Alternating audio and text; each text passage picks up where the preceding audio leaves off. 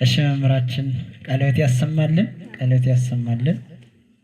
ወደ ሁለተኛው ጥያቄ አልፋለሁ። ለመምህር ገብረ ጊዮርጊስ ምናልባት አንደኛው ላይ የቀረ ካለ ጨምረው። ሁለተኛው ተፍጻሜተ ሰማዕት ቅዱስ ጴጥሮስ የሰማዕታት ፍጻሜ ይባላል። ቅዱስ እስጢፋኖስም ቀዳሚ ሰማዕት የሰማዕታት መጀመሪያ ይባላል። ይህ ስያሜያቸው እንዴት ተሰጣቸው? ከቅዱስ ጴጥሮስ በኋላ ሌሎች ሰማዕታት የሉምን? ከቅዱስ እስጢፋኖስ በፊት ሌሎች ሰማዕታት የሉም ለማለት ነውን? ቢብራራልን። እንዴት አደራችሁ? አምላክ አበው ቅዱሳን የተመሰገነ ይሁን።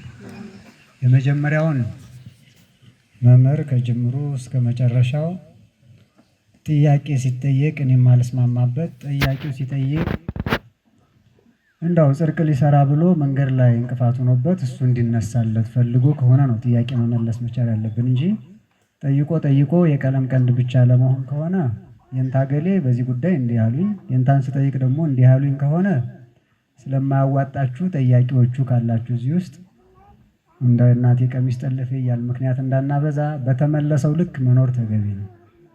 ጥያቄ የሚያበዛ ትውልድ ነው የመጣው። ለምን ጠየቅ አይደለም እያልኩ ያለሁት እሱን አይደለም።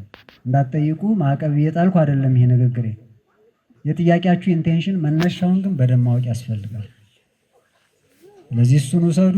በሰንበት እንደሚካሄድ እንዳው ቅዱስ ሉቃስ በዚህ በወንጌሉ ምዕራፍ 24 ላይ ያለው ሐሳብ ያልተቋጨውን ግብረ ሐዋርያት ምዕራፍ 1 ነው የቋጨውና ኢየሩሳሌም ከተማዋ ከደብረ ዘይት ያለውን ርቀት ኢየሩሳሌም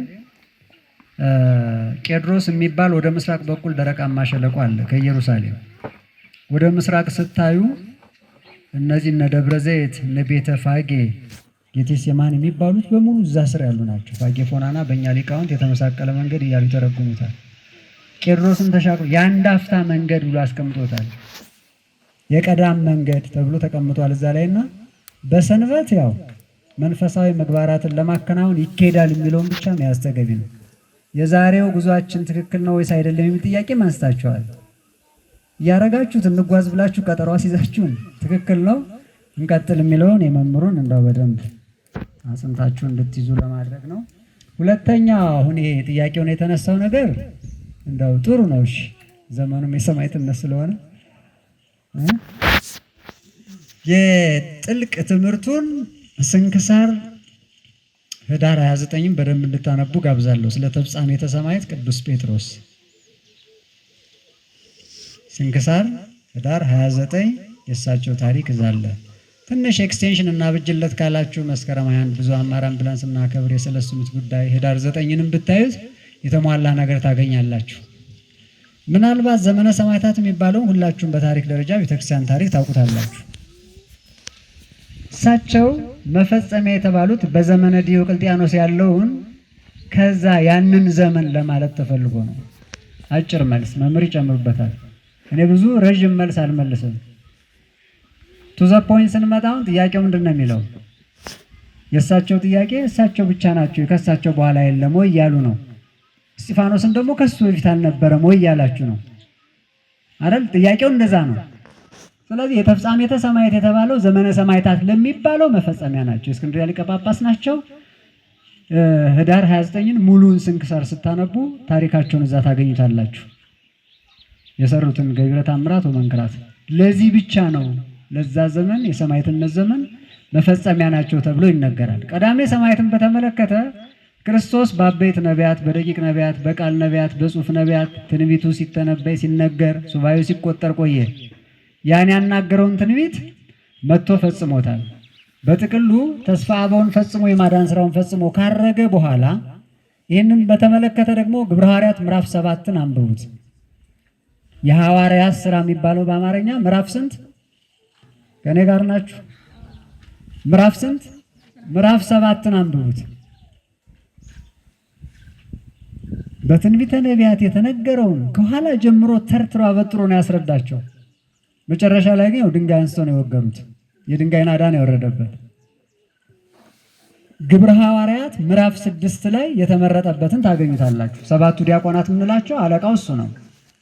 መስፈርቱ እዛ ውስጥ አለ። ሰበካ ጉባኤ ሲመረጥ አንዱ ሕገ ቤተ ክርስቲያን ቃለ ዓዋዲ የወጣው ከዛች ነጥብ ተወስዷል። ሕገ ቤተክርስቲያን በየጊዜው አብዴት ይደረጋል። 2015 መሰለኝ ሕገ ቤተክርስቲያን አብዴት የተደረገው። እነዚህን 10 መጻሕፍትን መሰረት አድርገው አበው በየዘመናቸው መንፈስ ቅዱስ በረዳቸው መጠን ስራ ሰርተዋል። ስለዚህ ሊቀ ዲያቆናት እንለዋለን፣ ቀዳሜ ሰማዕት እንለዋለን። የዲያቆናት አለቃ የስድስቱ አለቃ እሱ ስለነበር 7 ዲያቆናት የተመረጡ እዛ አገኟቸው። አንደኛው እንግዲህ ብፁዕ አቡነ አብርሃም አባታችን በረከታቸው ትድረሰን። አሁን የመስቀል አደባባይ ብቻ አድርገን የቀረ ነው። ቅድም ጥምቀተ ባህር ደረበበት የነበረውን ኢንቴንሽናሊ ነው ፊልጶስ እዛ እንዲገባ የተደረገው። ሁለተኛው ማለት ነው እኛን ያጠመቀን ያ ዲያቆን ነው። ከጥምቀት ጋር ታሪኩ ስለሚገናኝ ነው ፊልጶስ ብለን። ዲያቆናት እዚህ አካባቢ ነበሩ የሚያገለግሉ እዛ ያ የተቀመጠው። ስለዚህ ግብረ ሐዋርያት ምዕራፍ 6ን ስታነቡ 7 ዲያቆናት ተመርጠዋል። የመጀመሪያው ቀዳሜ ሰማዕት ቅዱስ እስጢፋኖስ 8000 ማህበር ይመራ ነበር። ምዕራፍ 8 ላይ ስትደርሱ ያ 8000 ማህበር በሞተ እስጢፋኖስ ተበትኗል። ወጋሪዎቹ ሲወግሩ ልብሱን ይሰበስብ ይዜ ነበር። ማን ነበር? ሳውል ነበር። ማን ነው እሱ? ቅዱስ ጳውሎስ። በእስጢፋኖስ ጸሎት ነው አባቶቻችን ሊቃውንት እንደሚሉት ወደ ኋላ የተመለሰው። ምዕራፍ 9 ስትሄዱ እሱን ታሪክ ደግሞ ታገኙታላችሁ። ኮንሲኬቲቭሊ ነው ያስቀመጠው ቅዱስ ሉቃስ ሲጽፍ። ግብረ ሐዋርያትን የጻፈው ቅዱስ ሉቃስ ስለሆነ ስለዚህ የሰማዕታት ምንድን ነው? ቀዳሜ ሰማዕታት ለአዲስ ኪዳን ከክርስቶስ በኋላ ያለውን የሚመለከት ነው። ከሐዋርያትም የቀደመ የለም። እነ ቅዱስ ጴጥሮስ ፓትርያርኩ በኋላ ከሱ በኋላ ናቸው። በኋላቸው ተነስቶ ያ ከ72ቱ አርድእት ቁጥሩ የሆነው ቅዱስ እስጢፋኖስ ከክርስቶስ በኋላ የመጀመሪያው በአዲስ ኪዳን ሰማዕትነትን የተቀበለው ማን ነው? ቅዱስ እስጢፋኖስ ነው። የዛኛው ተፍጻሜት የአንዱ መጨረሻ አንዱ መነሻ ሊሆን ይችላል። አንዱ ሲጨርስ አንዱ ይተካል። ቅብብሎሽ ነው። እቺ ቤተክርስቲያን እዚህ የደረሰችው ለ7517 የብሉይ ኪዳኑን 5500 ዘመኑን ጨምረን አዲስ ኪዳንን ስናነሳ ደግሞ 2017 እንዲህ በቅብብሎሽ ነው። እነ ቅዱስ ጴጥሮስ በተማሩበት ጉባኤ እና መምህር ኤፍሬም እያለ ደግሞ ከነሱ ደቀ መዛሙርት እየተተካካን ነው። እንደዚህ ከሥርዓተ ቅዳሴ ላይ ነዋ ወንጌለ መንግስት ይላል አይደል? ገባሬ ሰናይ ካህኑ ለንፍቁ ሲሰጠው መንግስቶ ወጽድቆ ዘአፈይከኒ ዘአፈይከኒ አወፈይኩከ ሊቃውንት ሲተረጉሙ ዘአፈይን የሚሉታል ይሉ ችግር የለውም ነው። የሰጠኝን ሰጠው የሚለው አደራ ጠባቂነት ያችሁ የሰጠኝን ሰጠው የሚለው ቃል ራሱ ሌላ የተጨመረም ነገር የለው የተቀነሰም ነገር የለው። እንዲህ በቅብብሎሽ ነው የመጣውና ስለዚህ ሰማዕትነቱን ዛሬ በዚህ ዘመን ነው ሰማዕትነት ዲቴል ስለሚሆን ስለፈራሁ ነው እንጂ አይነቷ ብዙ ነው። እሺ ሰማዕትነት በስለት መቆረጥ በእሳት መንደድ ብቻ አይደለም። እሞሙ ለሰማዕት የሚለውን የእመቤታችን ቅዳሴ ማርያም ላይ ሊቃውንት ሲተረጉሙ ሰማዕትነት በእሳት በስለት ብቻ አይደለም። ረሃቡ፣ ጥሙ፣ ስደቱ ያ መከራ ሁሉ በሐዲስ ኪዳን ስደትን ባርካ ስለሰደች ትልቅ መከራ ነው። ትልቅ ሰማዕትነት ስለሆነ እንደዛ ነው የሰማዕታት እናት ተብላ የተጠራችው ሊቃውንት አባቶቻችን ጉባኤ ያሉት ምስጢር ያደላደሉት መንፈስ ቅዱስ ረድቷቸው እግዚአብሔር አስመልክቷቸው እንዲተርጉሙ አስቀምጠዋልና ከዛ አንጻር የሚታይ ነው የሁለቱም ነው። ምናልባት ያንተን ልተውህና የሚጨምሩበት ካለ መምህር እንዲጨምሩበት እኔ ራሴ እድል መስጠት ስለምችል የራሴን ጥያቄ ማለት ነው።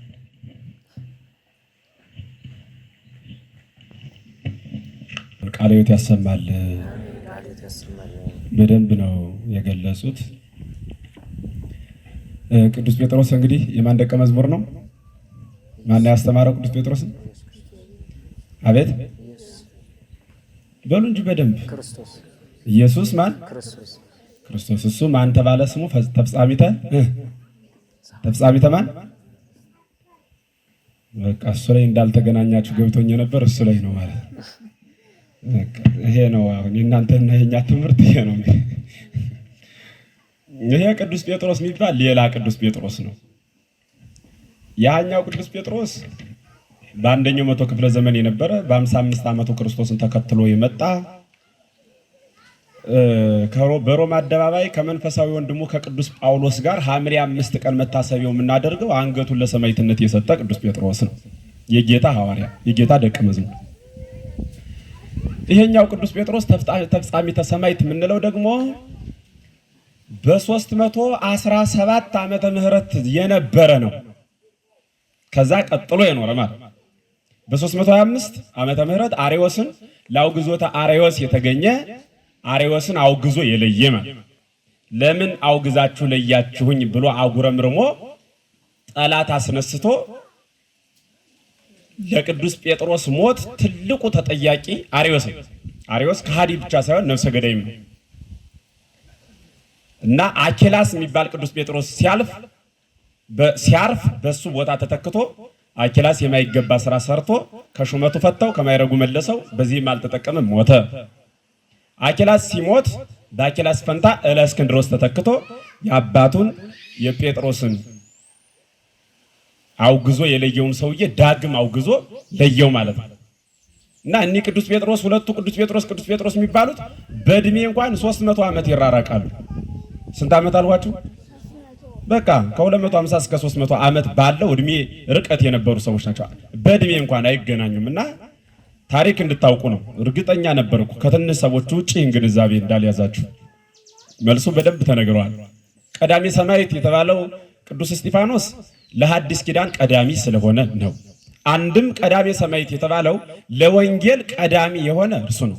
በወንጌል ምክንያት ተወግሮ ከእርሱ በፊት የሞተ ማንም የለም። ክርስቶስ መሰረት ነው። ስለ ግድግዳ ነው የምናወራ፣ ስለ ፍጥረታት እንጂ ስለ ፈጣሪ አይደለም። ስለዚህ ለዛ ቀዳሜ ሰማዕት ዲያቆኑ ምንድነው የሚለው? እስጢፋኖስ ቀዳሜ ሰማዕት ይልና ዘካርያስ ካህን ወዮሐንስ መጥምቅ ይላል። አሁን እሺ ዮሐንስ መጥምቅ ጥሩ ነው፣ ከሱ ውጭ አጥማቂ የለም። ዘካርያስ ካህን ይላል። ከዘካርያስ ውጭ ሌላ ካህን የለም ማለት ነው ወይ? አይደለም። ስለዚህ እስጢፋኖስ ቀዳሜ ሰማዕት ማለት ለወንጌል ቀድሞ ራሱን አሳልፎ የሰጠ እርሱ ስለሆነ ተነገረለት። ሌላው ቅድም የተነገረው እንዳለው ነው። ይሄኛውን ተፍጻሚተ ሰማዕት ያለው ለምንድን ነው ሲባል ዘመነ ሰማዕታት የሚባል። ዘመነ ሰማዕታት ሲባል አብያተ ጣዖታት ይትረሃዋ አብያተ ክርስቲያናት ይታጸዋ፣ ቤተ ክርስቲያናት ይዘጉ፣ የጣዖት ቤታት ይከፈቱ፣ ቤተ ጣዖታት ይከፈቱ ሚል አዋጅ ዲዮቅልጥያኖስ የሚባል ንጉስ አውጆ ክርስቲያን የሆነ ሁሉ እየተፈለገ ልክ እንዲህ ጋንግስተር የሚባሉት ታውቋቸዋለች። ያውን አሜሪካ እንዴት ሀገር ላይ ያለ መንግስት በደንብ እየለቀመ በምልክት እየወሰደ የሚዘጋቸው ይሄ አንገታቸው ራሳቸው ሁለመናው በጥቁራት በንቅሳት አካላቸውን ያጠፉ ግለሰቦች እነሱ ወበከመ ምግባርነ ተፈደይነን ያለ እንደ ስራችን ነው እኛስ የተከፈለን ነው ያለ ፈያታዊ ዜማን። ቢያንስ ጌታህን አትፈራውም ምን አለ። እነሱ ሲሰርቁ ኑረው ነው ጥጦስና ዳክርስ፣ ጌታ ግን ሳይሰርቅ ነው። እነሱ ሲበድሉ ኑረው ነው እኒ ጋንግስት የሚባሉት በሀገሪቱ መንግስት ተለቅመው የታሰሩት። እኛ ግን ያለ በደላችን አሁን ኑረው እንደሚታሰሩት ግለሰቦች ክርስቲያን ስለሆን ብቻ የምንጨፈጨፍበት ዘመን ነበረ ነው ማለት ነው። ቃሉ ጋር ናችሁ? ቃሉ ጋር ናችሁ? እግዚአብሔር ከሁላችን ጋር ይሁን። እና ያ ዘመነ ሰማዕታት የቆመው ግን በተፍጻሚተ ሰማዕት በቅዱስ ጴጥሮስ ነው። ለምን ካላችሁ ከሱ ቀጥሎ ማን ተተካ? ቆስጠንጢኖስ። ማን ተተካ? ስሙ ቆስጠንጢኖስ ማለት በሮም ቆስጠንጢኖስ ነገሰ። ወድኅረ ሞተ ዲዮቅልጥያኖስ ነግሰ ቆስጠንጢኖስ። ዲዮቅልጥያኖስ ሲሞት ማን ነገሰ? በሱ ቦታ ማን ተነገሰ? ቆስጠንጢኖስ ነገሰ። እሱ ሲነግስ የክርስቲያን መከራ ስደት አዋጁን በአዋጅ መለሰው። አብያተ ጣዖታት ይትረሃዋ አብያተ ክርስቲያናት ይታጸዋ፣ ቤተ ክርስቲያን ትዘጋ የጣዖት ቤት ደግሞ ምን ይበል ይከፈት የሚለውን እሱ ምን ብሎ ቀየረው? አብያተ ጣዖታት ይትረሃዋ ወአብያተ ክርስቲያናት አብያተ ጣዖታት ይታጸዋ ወአብያተ ክርስቲያናት ይትረሃዋ። የክርስቲያን ቤት ሁሉ ምን ይበል ይከፈት፣ የጣዖታት ቤት ምን ይበል አለ ይዘጋ። የገደሉትን እንደሚበቀላቸው ነገራቸው። ይህ ሁሉ ታሪክ የሚፈጸመው በሮም ነው። ዛሬ ጣሊያን ብለን ምንጠራት እነ ቅዱስ ዮሐንስ አፈወርቅ ብዙ ጊዜ የሰበኩባት፣ እነ ቅዱስ ዮሐንስ ወንጌላዊ ብዙ ጊዜ የሰበኩባት፣ ብዙ ሊቃውንት የተራቀቁባት ይህች ምድር ታላቅ ምድር ናት። ሰዎች ግን እየገለበጡ ታናሽ ሲያደርጓት የሚኖሩ ሀገር ናት ማለት ነው። ብዙ ሰማዕታት የሄዱባት፣ እነ ቅዱስ ጴጥሮስ ያለፉባት፣ ብዙ አባቶች ያስተማሩባት ሀገር ናት። ከዚያች ሀገር ወደኛ ሀገር ቅዱሳን ሁሉ ይፈልሳሉ። አብዛኞች እኛ ሀገር ያሉ ቅዱስ ግማሹ ከግብጽ፣ ግማሹ ከሮም፣ ግማሹ ከሌላ በተለይ ተሳቱ ቅዱሳን የምንላቸው ከዚያ ምድር የፈለሱ ናቸው። እና አባ ፍፄ እና አባ ጉባ እና አቡነ ሊቃኖስ እና አቡነ ማታ እና አቡነ አረጋዊ ዘደብረ ዳሞ የምንላቸው እኒህ ቅዱሳን ሁሉ በዚያ ሀገር መጥተው በእኛ ሀገር የኖሩ ናቸው ማለት ነው። ለምን? ሀገራቸው በኃጢአት የሚሰራበት ምድር ስለሆነ። ስለዚህ እሱን ተፍጻሚተ ሰማዕት አለው። ያ ማለት አሁን ስለ ሃይማኖት የሚሞቱትን ሰዎች እግዚአብሔር አይቀበልም። ተፍጻሚተ ሰማዕት ማለት በሩ ተዘጋ ማለት ነው ወይ? አይደለም፣ አይደለም። እናዲያ ምን ማለት ነው እንግዲያ ከተባለ በአዋጅ ሲገደል የነበረው ስለቆመ ተፍጻሚተ ሰማዕት ተብሎ በዘመነ ሰማዕታት ተብሎ ታስሯል ማለት ነው። ግልጽ ነው። ቀጣዩ እንሂድ።